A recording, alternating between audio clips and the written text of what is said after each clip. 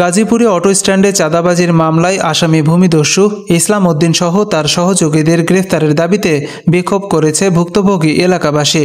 পরে তারা ঢাকা ময়মনসিংহ মহাসড়কে মানববন্ধনে বক্তব্য প্রদানকালে এসব দাবি করেন।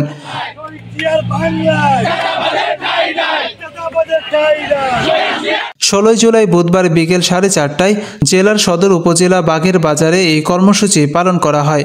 মানববন্ধনে বক্তারা বলেন, ইসলাম উদ্দিন বিগত ফ্যাসিস্ট আওয়ামী সরকারের নেতাকর্মীদের সাথে মিলে বাঘের বাজার এলাকার সাধারণ নিরীহ মানুষের জমি দখল করেছে।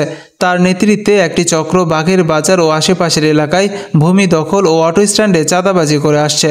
11 জুলাই শুক্রবার বিকেলে বাঘের বাজার সাফারি পার্ক সড়কের অটো স্ট্যান্ড থেকে তার লোকজন চাঁদা তুলতে আসলে চালক ও এলাকাবাসী তাদের বাধা দেয়।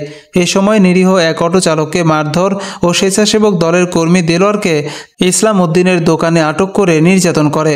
খবর পেয়ে জয়দেবপুর থানা পুলিশ ঘটনাস্থল থেকে তাকে উদ্ধার করে। এই ঘটনায় 13 জুলাই রবিবার দেলোয়ার হোসেন বাদী হয়ে গাজীপুর সদর উপজেলা বিএনপির আহ্বায়ক কমিটির সদস্য ইসলাম উদ্দিনকে প্রধান আসামি করে জয়দেবপুর থানায় মামলা দায়ের করেন।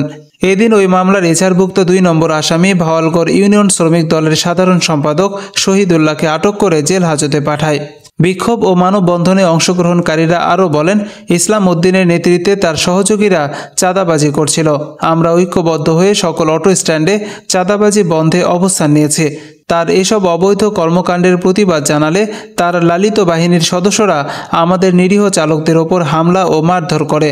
এই সময় তারা মামলার প্রধান আসামি গাজীপুর সদর উপজেলা বিএনপির আহ্বায়ক কমিটির সদস্য ইসলাম উদ্দিন সহ অন্যান্য আসামিদেরকে গ্রেফতারের দাবি জানান।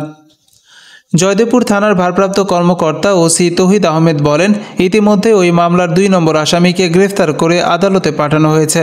সে এখনও কারাগারে রয়েছে। অন্যান্য আসামিদেরকে গ্রেফতার করতে পুলিশ অভিযান অব্যাহত রয়েছে।